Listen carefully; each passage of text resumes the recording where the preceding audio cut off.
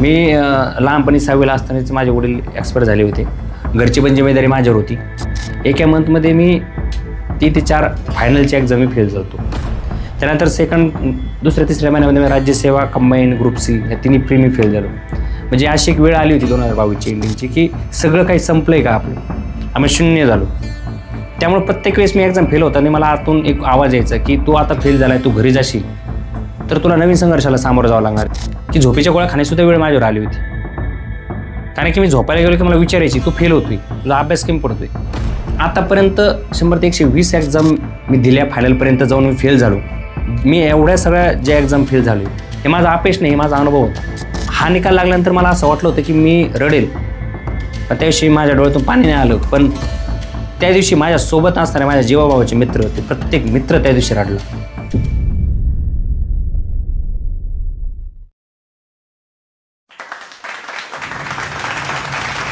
मेरा पानी उतरता देख, किनारे पे घर मत बसा लेना, मैं समंदर हूँ, लौट कर वापस आऊँगा.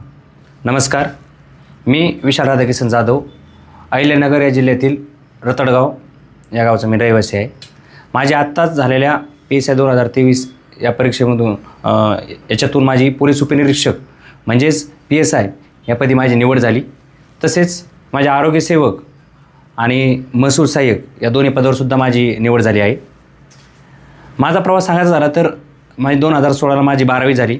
माझं स्वप्न जसं MPSC सुरू केली तसं PSI होणं हे माझं स्वप्न होतं. मी जसं 2016ला माझी 12वी झाली, मी ग्रॅज्युएशनला ॲडमिशन घेतलं. त्यानंतर 2016 ते 2019 या कालावधीमध्ये मी सर्व प्रकारच्या डिफेन्सच्या army, air force, navy, staff selection या सर्व डिफेन्सच्या सर्व प्रकारच्या एक्झाम दिल्या. त्यात मी ग्राउंड, पेपर, मेडिकल सगळे क्वालिफाय होत जायचो आणि ऑल इंडिया लिस्टला 1-2 मार्काने फेल होत जायचो. असा प्रवास माझा 2016 ते 2019पर्यंत चालू राहिला. आणि जसं माझं ग्रॅज्युएशन कंप्लीट झालं तोपर्यंत मी 25-30 एक्झाम सगळ्या डिफेन्सच्या देऊन फायनलला जाऊन फेल झालो होतो.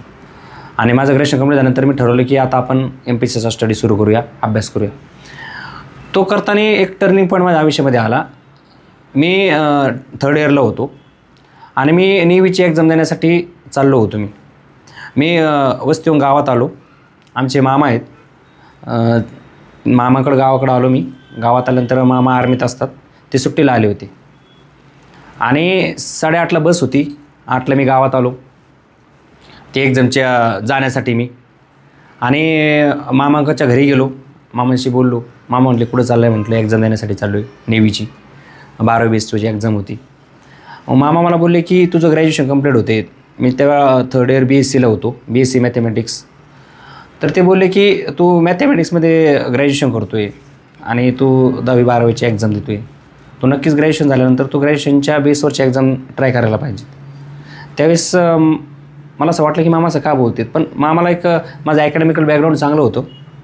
त्यांना विश्वास होता माझ्यावर की नक्कीच काहीतरी चांगलं करेल मी ग्रॅज्युएशन बेसची एक्झामवर. तर त्यावेळेस त्यांनी मला जाऊन दिलं नाही आणि ती बस पण गेली 8:30ची. माझ्यासोबत असणारे मित्र त्या नेव्हीच्या एक्झामला पण गेले, ते सिलेक्ट पण झाले. आज त्यांची 6 वर्षाची सर्व्हिस पण झाली.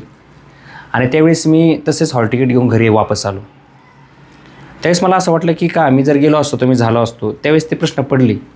पण आज मला जाणवते की त्यावेळेचा जो डिसिजन होता मी घेतलेला, त्या डिसिजनमुळे मी आज या PSI पदापर्यंत पोहोचलो आहे.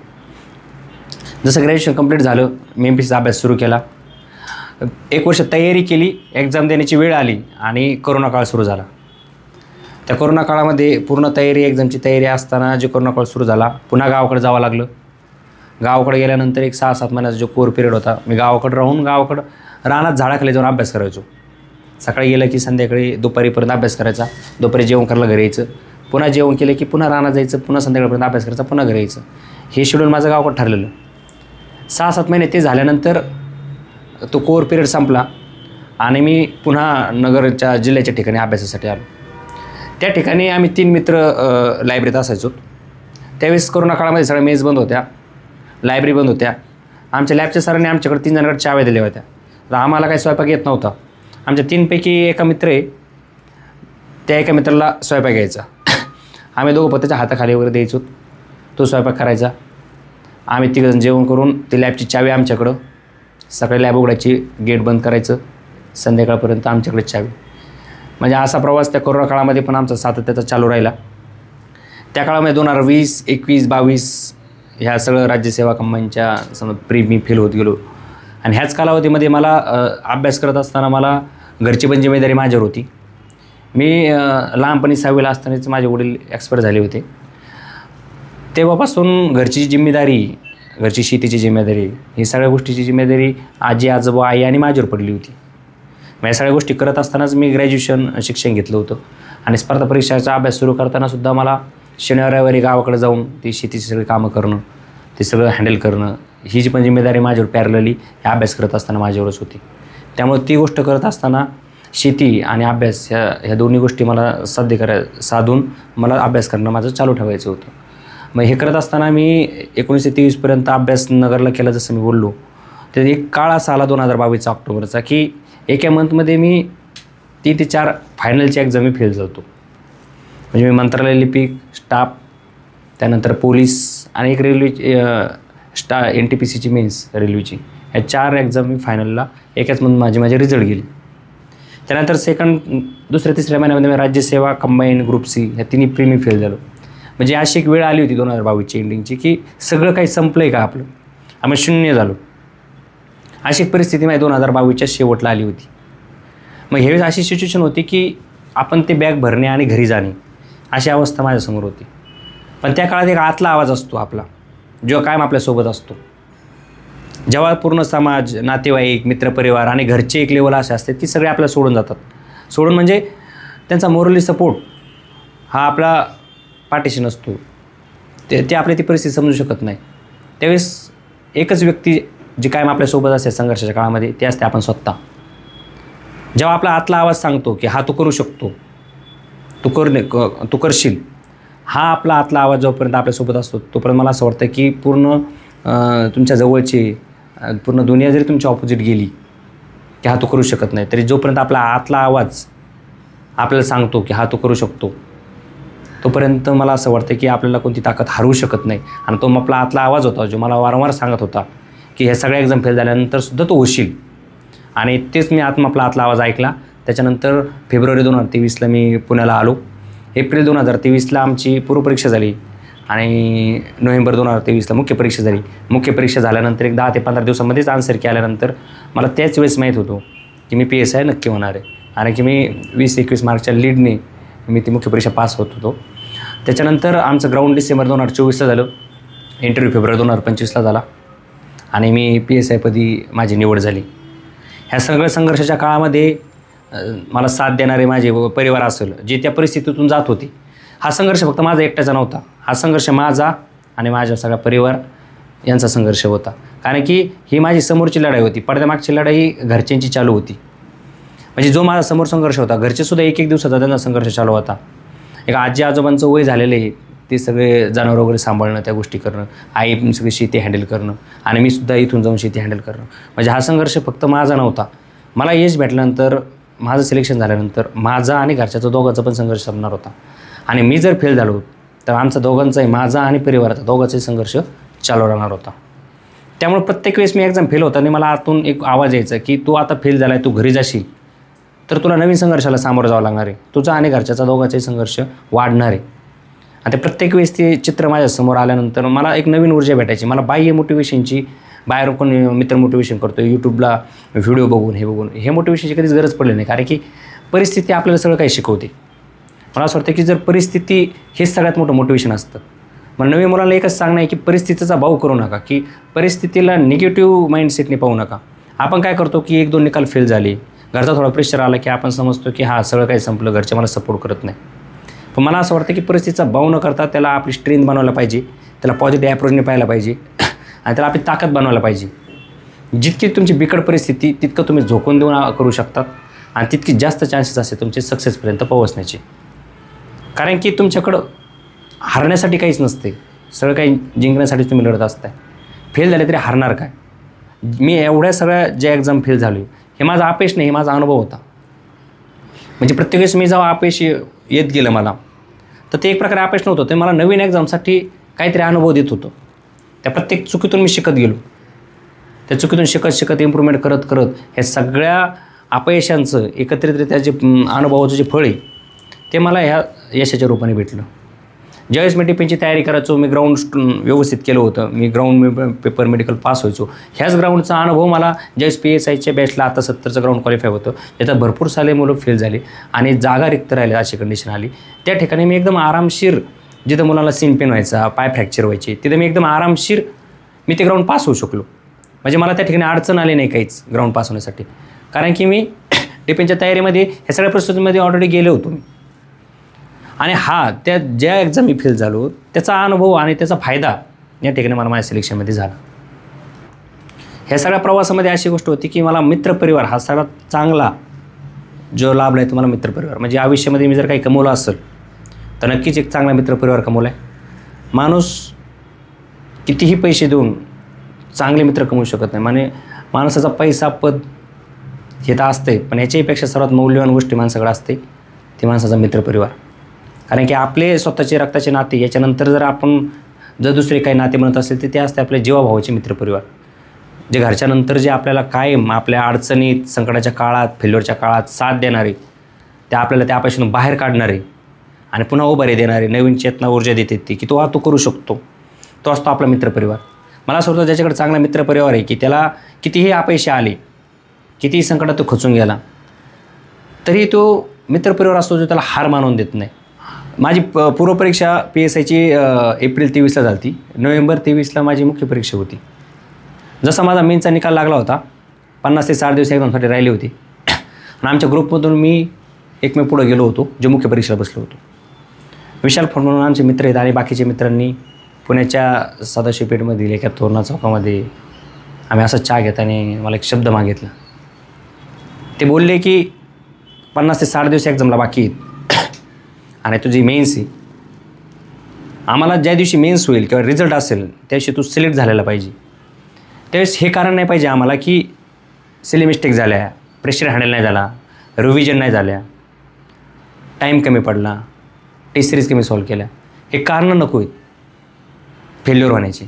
आणि हे सगळे कारणं असले तरीही चालतील, पण तू सिलेक्ट झालेला पाहिजे. आणि त्यांची जी तळमळ होती, त्यांची जी भावना होती माझ्याबद्दल की आपल्या ग्रुपमधून एक व्यक्ती पुढं जातो आहे तर तो सिलेक्ट झाला पाहिजे. आणि नक्कीच ते 60 दिवसाचा जो प्रवास होता माझा मेनचा शेवटच्या, त्या टप्प्यामध्ये प्रत्येक वेळेस मला ती जाणीव व्हायची. ते मित्रांची माझ्याकडची जी अपेक्षा होती, त्यांच्या नजरेची तळमळ होती माझ्यासाठी.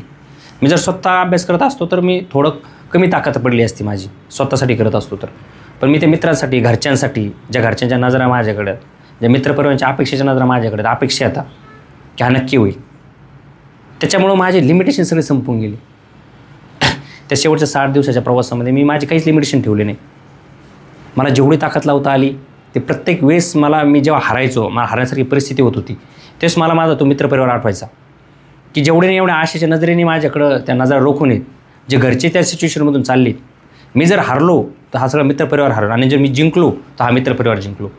मला तो रिझल्टचा दिवस आठवायचा. जर मी जर हरलो तर तोच मित्रपरिवार मला सांत्वन करत असेल, तो पण रडत असेल, तो दुःखी असेल. आणि जर मी जिंकलो तर तोच मित्रपरिवार जल्लोष करत असेल, तो आनंद साजरा करत असेल. त्या दिवशी पण त्याच्या डोळ्यातून अश्रू येतील, पण ते आनंदाचे अश्रू असेल. आणि हा जे योग आहे, जे मित्रांना जल्लोष करण्याचा, तो अधिकार मला ते निकालमध्ये मला यश भेटल्यानंतर, मी सिलेक्ट झाल्यानंतर तो आनंद मी त्या मित्राला देऊ शकतो. त्या मेच्या काळामध्ये 1-2-3 व्हिडिओ मी यूट्यूबचे डाउनलोड करून ठेवले होते सेलिब्रेशनचे. मी ज्या वेळेस डिमोटिवेट व्हायचो मी ते व्हिडिओ पाहायचो, त्या मित्राचा ग्रुप पाहायचो की मी आणि तो ग्रुप आपण ह्याच प्रकारे जल्लोष करणार आहे, सेलिब्रेशन करणार आहे. मला सांगायला खूप चांगलं वाटतं, अभिमान वाटतो की निकाल लागल्यानंतर मला असं वाटलं होतं मी आतापर्यंत 100 ते 120 एक्झाम मी दिल्या, फायनलपर्यंत जाऊन मी फेल झालो, त्याच्यानंतरही मला यश भेटले. हा 2016 ते 2025पर्यंत प्रत्येक फायनल जाण्याचा आणि फेल होण्याचा प्रवास त्या मित्रांनी माझ्यासोबत अनुभवला आहे. त्या प्रत्येक वळणावर, अडचणीच्या, फेल्युअरच्या वळणावरती मित्र माझ्यासोबत होते. त्यामुळं हा निकाल लागल्यानंतर मला असं वाटलं होतं की मी रडेल, पण त्या दिवशी माझ्या डोळ्यातून पाणी नाही आलं. पण त्या दिवशी माझ्यासोबत असणारे माझ्या जीवाभावाचे मित्र, ते प्रत्येक मित्र त्या दिवशी रडला. त्या प्रत्येक मित्राच्या डोळ्यात पाणी होतं. त्याचं कारण असं होतं की 2016 ते 25पर्यंत त्या संघर्षाच्या प्रत्येक पावलोपावली, प्रत्येक क्षणाला, प्रत्येक फेल्युअरला ते मित्र माझ्यासोबत होते. आणि तो संघर्ष आम्ही सोबत अनुभवला आहे. त्या दिवशी अक्षरशः तो पूर्ण मित्रपरिवार रडला. आणि रडल्यानंतर त्यांनी ते जल्लोषात, त्या आनंदाच्या अश्रूच्या जल्लोषात त्यांनी आनंद साजरा करला. आणि याचंच मला खूप जास्त आत्मिक समाधान वाटते. कारण की मित्राशिवाय माणूस काहीच करू शकत नाही. जर चांगले मित्र असतील तर मला असं वाटतं माणूस कितीही फेल्युअर समोर आले माणसाला, कितीही वेळा माणूस अपयशी झाला तरी त्याच्यातून बाहेर काढण्याची, सांत्वन देण्याची ताकद ही मित्रांकडे असते. घरच्यांना जास्त त्या गोष्टींची माहिती नसते की फेल्युअर्सनंतर आपण सपोर्ट करणं, त्या गोष्टी करणं. इकॉनॉमिकली सपोर्ट करते, मेंटली पण सपोर्ट शाब्दिक करू शकतात, पण एक लिमिटेशन्स पडते. यावेळेस जर ह्या काळामध्ये जर आपल्या संघर्षाच्या, स्पर्धा परीक्षेच्या काळामध्ये जर पूर्ण ताकदीने, खंबीरपणे जर कोणी उभा असेल तर तो आपला मित्रपरिवार आपल्यासोबत असतो. ह्या सगळ्या प्रवासामध्ये आपला आतला आवाज, सेल्फ कॉन्फिडन्स हा खूप महत्त्वाचा असतो. कारण की ही स्पर्धाच अशी की तुमच्या 1 फेल्युअरला, 2 फेल्युअरला, 3 फेल्युअरला तुमच्यासोबत असतील, घरचे असतील, नातेवाईक असतील, मित्रपरिवार असेल, पण ह्या सगळ्या प्रवासामध्ये तुमच्यासोबत जर कोणी एक व्यक्ती असेल जो कायम तुमच्यासोबत असतो, तो असतो तुम्ही स्वतः. तुमचा आतला आवाज, तुमचा सेल्फ कॉन्फिडन्स. जोपर्यंत तुमचा सेल्फ कॉन्फिडन्स, तुमचा आत्मविश्वास तुमच्यासोबत असतो की हा मी करू शकतो, तोपर्यंत मला असं वाटतं तुमची कितीही अपयश आली, कितीही फेल्युअर्स आली तरी त्या फेल्युअरनंतर सुद्धा उभारण्याची ताकद एक तुमच्यामध्ये आतमध्ये येऊन जाते की हा मी करू शकतो. हा विश्वास तुम्हाला पुन्हा नवे ऊर्जेने लढण्यासाठी, उठण्यासाठी तुम्हाला तयार करत असतो. प्रत्येकाने आपले, जसं की मी एवढे फेल्युअर आल्यानंतर मी स्वतःचे काही पॉझिटिव्ह पॉईंट्स आणि निगेटिव्ह पॉईंट काढले होते. निगेटिव्ह पॉईंट असे की मी टेस्ट सिरीज सॉल्व्ह न करणं, पीएचं ॲनालिसिस व्यवस्थित प्रकारे न होणं, मटेरियल खूप जास्त यूज करणं, हे काय माझे निगेटिव्ह पॉईंट्स होते. ह्या शेवटच्या एक्झाममध्ये ही माझी PSIची माझी पहिली मुख्य परीक्षा होती आणि मी त्यावेळेस ठरवलं होतं की माझी पहिली मुख्य परीक्षा आहे. पण मी याला शेवटची मुख्य परीक्षा करणार. हे करत असताना ज्या माझ्या चुका झाल्या होत्या आत्तापर्यंत, त्या सगळे निगेटिव्ह पॉईंट्स होते. हे सगळे निगेटिव्ह पॉईंट्स मी काढले, टेस्ट सिरीज जॉईन केली, एक्स्ट्राचं मटेरियल बाजूला ठेवलं, योग्य मटेरियल यूज केलं, टाईम मॅनेजमेंट टेस्ट सिरीजसाठी, योग्य मटेरियलचे योग्य रिव्हिजन, ह्या सगळ्या गोष्टी, POKचं ॲनालिसिस, ह्या सगळ्या बेसिक्सवर मला ती PSIपर्यंत जाण्यासाठी काही अडचण आली नाही, ती पोस्ट क्रॅक करण्यासाठी. तर मला असं वाटतं की जेव्हा आपण एखाद्या एक्झामची तयारी करतो तर आपण योग्य स्ट्रॅटजीने त्या एक्झामची तयारी केली पाहिजे. त्याचं योग्य मटेरियल असो, त्याचं प्लॅनिंग असो, शेड्यूल असो, सर्वात महत्त्वाचं सातत्य. ज्यावेळेस आपण ठरवून येतो की स्पर्धा परीक्षेमध्ये मला इतके दिवस करायचे, तितके दिवस करायचे, ठरविक आपण टाईम लिमिट ठरवलेला असतो, तर मला असं वाटतं की जो आपण वेळ ठरवला आहे त्यात आपण पूर्ण ताकदीने उतरलं पाहिजे आणि आपले 100% दिले पाहिजे, 99% पण नाही. ज्यावेळेस आपण आपले 100% देतो ना, त्यावेळेस जेव्हा निकाल पण जातो ना, तेव्हा आपल्याला जास्त वाईट नाही वाटत. एक आत्मस्मित हास्य आपलं असतं की त्यावेळेस आपल्याला माहीत असतं की नाही, मी माझे 100% दिलेत, मी माझे 99% पण दिले नाही. पण जेव्हा आपण आपले 100% देत नाही, 90%, 70%, 80% देतो आणि निकाल फेल होतो, त्यावेळेस आपण 4 व्यक्तीमध्ये तरी आपल्याला वाटतं की मी माझे 100% दिले ते. पण जेव्हा आपण एकांतात जातो आणि एकांतात गेल्यानंतर आपल्याला रिअलाईज होतं की माझे 100% दिले नव्हते, मी कुठे माझे 70-80% दिले, मी अजून जास्त करू शकलो असतो, याच्यापेक्षा बेटर करू शकलो असतो. त्यावेळेस आपण एकांतात असल्यानंतर नक्की रडतो आणि आपल्याला गिल्टी फील होतं की मी याच्यापेक्षा जास्त करू शकत असतो. पेन ऑफ रिग्रेट और पेन ऑफ कन्सिस्टन्सी ह्या नावाची कन्सेप्ट आहे. कन्सिस्टन्सीच्या पेनपेक्षा रिग्रेटचा पेन खूप जास्त असतो. मला असं वाटतं की कन्सिस्टन्सीचा जो पेन आहे तो छान आहे. माणसाची जर कन्सिस्टन्सी असेल आणि 100% झोकून दिलं तर तो रिग्रेटचा पेन आपल्याला सहन करायची गरज पडत नाही. कारण की रिग्रेट कधी वाटतं की जर आपली ताकद कमी पडली तर, आणि पूर्ण ताकद लावल्यानंतर जरी आपण अपयशी झालो तरी काय अडचण नाही. फक्त ते अपयश आल्यानंतर आपल्याला स्वतःचे वीक पॉईंट आणि स्ट्रॉंग पॉईंट बाजूला काढायचे असतात. जेव्हा आपण आपल्या स्ट्रॉंग पॉईंटला स्ट्रॉंग लेवलला ठेवतो आणि वीक पॉईंटला स्ट्रॉंग लेवलला आणतो, ह्या दोन्ही गोष्टी जेव्हा साध्य होतात आपल्या आणि सगळे पॉईंट स्ट्रॉंग लेवलला येतात, त्यावेळेस मला असं वाटतं की आपल्याला यश नक्की भेटतं. आणि आज तुमच्यासमोर PSI म्हणून, PSI बरोबर आरोग्य सेवक आणि मंत्रालयात महसूल सहाय्यक या तिन्हीपदी माझी निवड झाली. जर त्यावेळेस मी सगळ्या फायनल एक्झाम फेल झालो, सगळ्या पूर्वपरीक्षा फेल झालो, म्हणून सगळं संपलंय, आता मी काही करू शकत नाही, काही होऊ शकत नाही, हा जर विचार मनात बाळगला असता आणि मी त्यात बॅगा भरून पुण्याला यायचं तर मी घरी गेलो असतो, तर आज मी काहीच नसतो, आज मी शून्य असतो. मला एवढं सांगणं आहे की ज्यावेळेस असं वाटतं की सगळं संपलंय, त्यावेळेस पूर्ण समाज आपल्याला म्हणत असतो. गावाकडे गेल्यानंतर लोक बोलत असतात घरच्याला की सगळं संपलंय, काय करतोय, होईल का नाही होईल, तुम्हाला बुडवतोय, तुमचे पैसे उडवतोय, तिकडे जाऊन काय अभ्यास करतोय, काय सांगतोय, काय सांगता येते काय करतोय. जेव्हा गावाकडचे शेजारी नातेवाईक जेव्हा घरच्याला टोमणे मारत असतात आणि ते टोमणे मारल्यानंतर घरचे आपल्याला बोलत असतात कुठपर्यंत चालले, केव्हा होईल. ह्या सगळ्या याच्यातून जात असताना आणि फेल्युअर्स आपल्या समोर येत असताना आपल्यालाच आपल्या स्वतःसोबत उभं राहावं लागतं. आम्हाला असं वाटतं जेव्हा आपण स्वतःसोबत उभा असतो, आपला आवाज, आपला आत्मविश्वास, सेल्फ कॉन्फिडन्स हा आपल्यासोबत उभा असतो, त्यावेळेस या संकटातून या सगळ्या गोष्टीतून आपण बाहेर पडू शकतो. आणि ह्याच्याकडं मार्गक्रमण करताना ह्या गोष्टीचा नक्कीच आपल्याला फायदा होतो. त्यावेळेस आपण आपला आतला आवाज ओळखला पाहिजे. माझं मुख्य परीक्षेमध्ये अभ्यास करण्याचं शेड्यूल कसं होतं, मला रात्रीची सवय होती. म्हणजे मला सकाळी जास्त जमत नाही अभ्यास करायला, सकाळ पहाटे उठून. मग रात्री 12, 1, 2, 3पर्यंत मग रात्री जास्त माझा अभ्यासाचं शेड्यूल राहायचं. मुख्य परीक्षेमध्ये तर मी रात्री जास्त अभ्यास करायचो. अभ्यासासाठी मी 24/7ची 24 घंटेची लायब्ररी जॉईन केली होती रात्रीच्या अभ्यासासाठी. ज्यावेळेस मला माझ्या मित्रांनी जे शब्द मागितलाय, माझी पहिली मेन्स आहे, माझ्यासमोर कॉम्पिटिशन आहे की 4-4, 5-5 मेन्स दिलेले, इंटरव्ह्यू दिलेले राज्यसेवाचे, हे सगळे अनुभवी, माझ्यापेक्षा जास्त मेन्स दिलेले, इंटरव्ह्यू असणारे या अनुभवी व्यक्तीसोबत जेव्हा मी स्पर्धा करतोय आणि माझी पहिली मुख्य परीक्षा आहे, तर पहिल्यांदा मला त्यांच्यापर्यंत पोहोचायचं आहे आणि त्याच्यानंतर त्यांच्या पुढे जायचं आहे. जोपर्यंत मी त्यांना बाजूला सारणार नाही तोपर्यंत मला ती पोस्ट भेटणार नाही. तर पहिले मी 2 गोष्टी मान्य केल्या होत्या की माझ्यापेक्षा जास्त अभ्यास करणारे स्टुडंट, कॅन्डिडेट ह्या स्पर्धामध्ये आहेत. जेव्हा आपण कन्सिडर करतो की बाकीचे कॅन्डिडेट माझ्यापेक्षा बेटर आहेत, आणि दुसरी गोष्ट की मी पण बेटर होऊ शकतो, ह्या 2 गोष्टी जेव्हा माणूस ॲक्सेप्ट करतं की दुसरे पण अभ्यास करणार आहेत, मी पण कमी नाही, त्यावेळेस नक्कीच माणूस यापर्यंत पोहोचू शकतो. ते शेवटच्या काळामध्ये माझी अशी कंडिशन आली होती, जेव्हा मी रात्री अभ्यास करायचो, मी प्रत्येक दिवस असं वाटायचं की मी फेल होतोय. प्रत्येक दिवस असा होता की मला रिअलाईज व्हायचं की माझा अभ्यास कमी पडतोय रेसमध्ये, मी त्या मुलांसह कॉम्पिट नाही करू शकत. तेव्हा अशा लेवलच्या प्रेशरमधून मला जावं लागलं की मला त्या झोपेच्या गोळ्या खावा लागत होत्या, की झोपेच्या गोळ्या खाण्यासुद्धा वेळ माझ्यावर आली होती. कारण की मी झोपायला गेलो की मला विचारायची, तू फेल होतोय, तुझा अभ्यास कमी पडतोय, तू का झोपतोय.